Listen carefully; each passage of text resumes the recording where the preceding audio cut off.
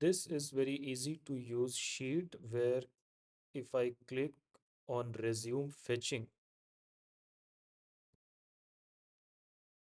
it starts fetching all my files and folders from my drive and give all the details like ID, name of the file, what is the type of the file, URL, who is the owner, who all are the editors, who all are the viewers, how many editors are there, how many viewers are there, what is the access type, what is the parent folder for that file, what is the size, when was it created, when was it last modified, if it is deleted or not, and if it is shared with others or not. So it's a very detailed description of all the files, and it keeps on adding at the bottom. And if you have too many files and folder in your system, maybe the script will time out. If it times out, all you need to do is click on resume fetching and it starts where it left.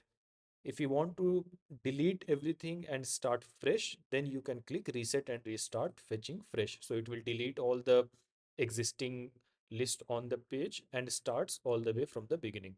But if you click on resume, it will start where it left.